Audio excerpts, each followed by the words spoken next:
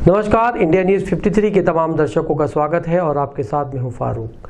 बढ़ी हुई बिजली दर और लॉकडाउन के दौरान बिजली के बिलों को माफ़ किए जाने की मांग को लेकर जिला कांग्रेस कमेटी ने अधीक्षण यंत्री को एक ज्ञापन सौंपा। गुरुवार को जिला कांग्रेस कमेटी ने घरेलू बिजली, खेतीहार किसान, बुनकरों के बिजली बिलों को माफ़ करने के लिए और बिजली की दरों को नहीं बढ़ाने के लिए एक ज्ञापन महामहिम राज्यपाल के नाम का अधीक्षण यंत्री मध्य प्रदेश विद्युत मंडल को सौंपा। ज्ञापन में बताया गया है कि कोरोना महामारी के चलते विगत वर्ष से लगातार लॉकडाउन ने आम जनता का जीना दूभर कर दिया है। घर में बैठकर जहां आमजन के खर्च रुक नहीं रहे हैं, वहीं उसकी कमाई के समस्त स्रोत भी बंद हो गए हैं, जिसके कारण पूरे प्रदेश के लोगों को 2 जून की जुगाड़ भी मुश्किल हो गई है। वहीं दूसरी तरफ उन्होंने आरोप लगाया है कि शिवराज सरकार ऐसी महामारी में भी जनता के लिए परेशानी पैदा कर रही है। मुफ्त राशन देने के नाम पर, बिजली बिल माफी के नाम पर केवल जनता को धोखा दिया जा रहा है। ऐसे में प्रदेश की जनता का विश्वास उठने लगा है। वहीं जुलाई माह से बिजली की दरों में लगभग 9% की वृद्धि के समाचार भी चल रहे हैं। ऐसे में महामारी से मर रही जनता को शिवराज सरकार ने पूरी तरह परेशान करने का प्रबंध कर लिया है। ज्ञापन में मांग की गई है कि प्रदेशवासियों को मात्र 100 रुपये प्रति माह में बिजली प्रदान की जाए। वहीं पावरलूम बुनकरों की हालत जो बद से बदतर हो चुकी है। पूरे लॉकडाउन में सभी कारखाने बंद रहे हैं। ऐसे गरीब पावरलूम मजदूर जो भूखे मरने की नौबत तक आ गई है, तभी पावरलूम मालिकों की हालत नाजुक हो गई है, उनके बिजली के बिल माफ किए जाए। वहीं महामारी और प्राकृतिक आपदा से परेशान किसानों का दिवाला निकल रहा है और हवा आंधी से बुरहानपुर जिले में करोड़ों रुपए की फसल भी बर्बाद हुई है, लेकिन उन्हें कोई मुआवजा नहीं दिया गया है। ऐसे किसानों का बिल माफ किया जाए। इस दौरान जिले के कांग्रेसी कार्यकर्ता बड़ी संख्या में मौजूद रहे। जिस प्रकार से प्राकृतिक महामारी के चलते और आमजन का जीना दूभर हो गया है, अब तो 2 जून की रोटी नहीं खा पा रहा है और ऊपर से अनाप शनाप बिजली के बिल आम जनता को मारने का काम सरकार कर रही है। हमारी मांग है कि पिछले लॉकडाउन से लेकर अभी तक सरकार ने किसी प्रकार से कोई मदद नहीं की, तो पूरे 6 माह के बिजली के बिल आम जनता के घरेलू माफ़ हो, पावरलूम बुनकरों की हालत बद से बदतर है, उनके बिजली के बिल माफ़ हो, और किसानों का चूँकि प्राकृतिक आपदा के साथ में महामारी के समय उनकी उपज का दाम उनको नहीं मिला, तो वो किसान भी बर्बाद हो रहा है, तो उनके भी बिजली के बिल माफ़ हो। और जो जिस प्रकार से शहर में भी लाइन काटने का काम, दादागिरी करके जो लोगों को लाइन विच्छेद करने का काम किया जा रहा है, इसको तुरंत रोका जाए। जब तक सरकार बिजली का बिल माफ़ नहीं करती, कभी एमपीवी को लगता है कि उन्हें बिल लेना ही है, तो वो जितनी उस व्यक्ति की सहूलियत हो उस सहूलियत के अनुसार पैसा ले, दादागिरी करना, क्योंकि आज आम जनता में बहुत रोष है और जनता वैसे ही बेरोजगार है, तो जनता का रोष का भुगतान एमपीवी कर्मचारी ना करे, तो जो भी उस व्यक्ति से माध्यम से दिया जाएगा पैसा, उतना पैसा जमा करे और उस अकाउंट में रखे, और सरकार माफ़ करेंगे, सरकार का धन्यवाद। और नहीं करती तो आम जनता जिस प्रकार से देगा पैसा उस प्रकार से पैसा ले, नहीं तो इसका जो भुगतान होगा तो कानूनी कुछ भी कार्रवाई करने के पहले एमपीवी स्वयं जिम्मेदार होंगे, उनके कर्मचारी को घटना घटी है। आदिवासी बाहुल इलाकों में अतिक्रमण कर रहे 8 आरोपियों को वन विभाग ने गिरफ्तार कर गुरुवार को अदालत में पेश किया। जिले के वन विभाग ने वनों में अतिक्रमण करने वालों की धरपकड़ शुरू कर दी है। गुरुवार को वन विभाग ने 8 अतिक्रमणकर्ताओं को गिरफ्तार कर उन्हें अदालत में पेश किया। वहीं कोर्ट में पेश किए जाने के पूर्व सभी 8 आरोपियों का जिला चिकित्सालय में मेडिकल कराया गया। पकड़े गए आरोपियों की जानकारी देते वनपाल ने कहा कि वन चौकी धिमानिया के ग्राम जोगड़ में किए गए अतिक्रमण करने वाले अतिक्रमणकर्ताओं को गिरफ्तार किया गया है, जिनका आज मेडिकल कराया जा रहा है। अतिक्रमण के मामले में कहाँ का मामला है? ये वन चौकी दिनाला के अंतर्गत ग्राम बोलदड़ अतिक्रमण किया था इन्होंने? हाँ अतिक्रमण। तो यहाँ मेडिकल के लिए ला? हाँ मेडिकल के लिए कोर्ट ले जा रहे हैं।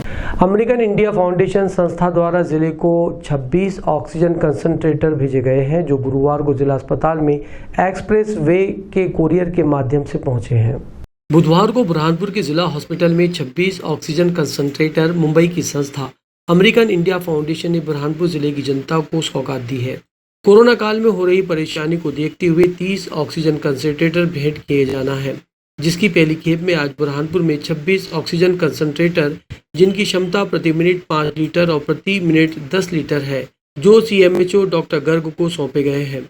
बुरहानपुर स्थित एक्सप्रेस बेस कॉरियर द्वारा जिला अस्पताल में ये सामान पहुंचाए गए हैं। का एक चैरिटेबल ट्रस्ट है अमेरिकेयर इंडिया फाउंडेशन के नाम से, उसके द्वारा ये कंसंट्रेटर्स भेजे गए हैं।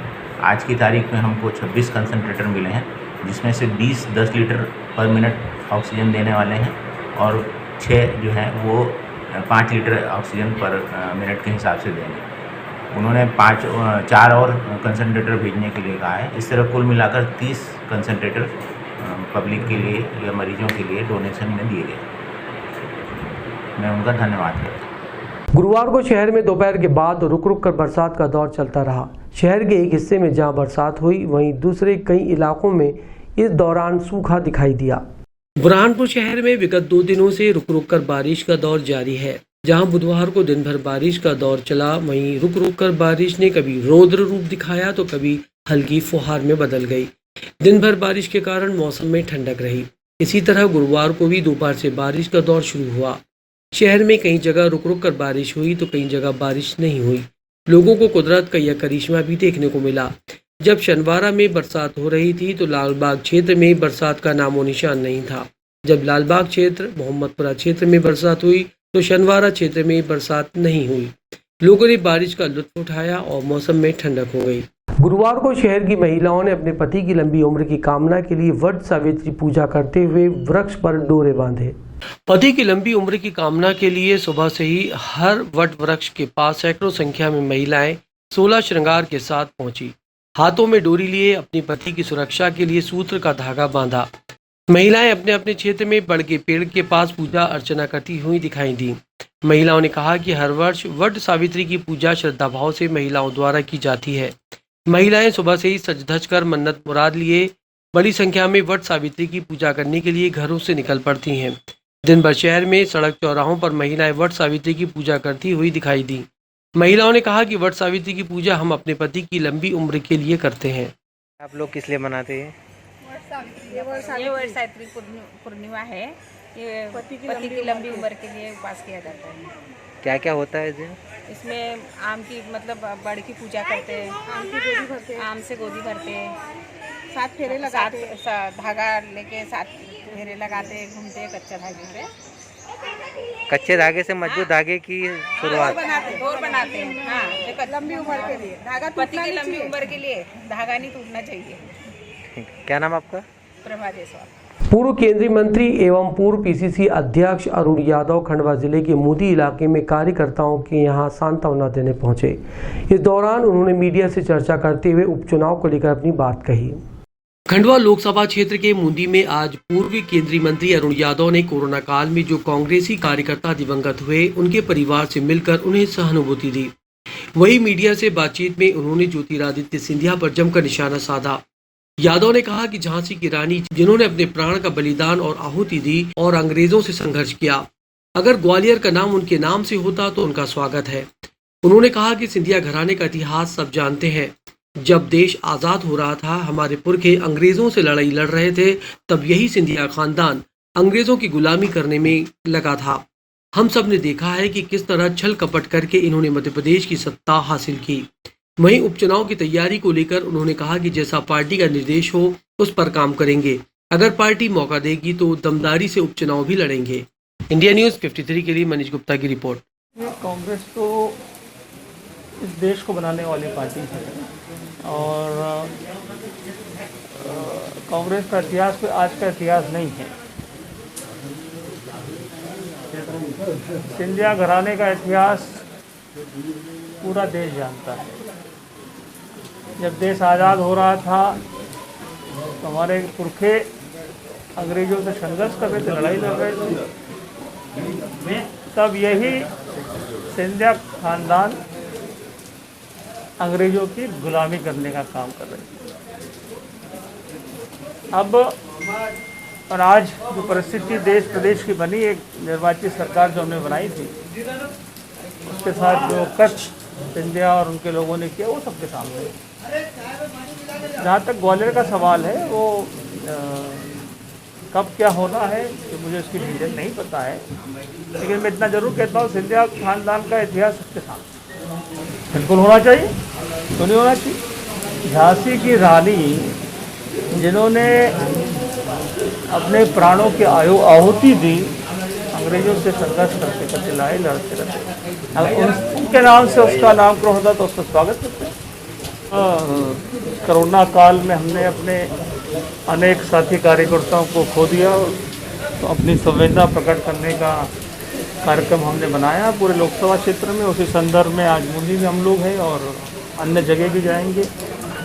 चुनाव की तारीखों का तो कोई अभी डिक्लेरेशन नहीं है। निश्चित रूप से संभावना तो होगी ही कि लोकसभा का उपचुनाव होना है।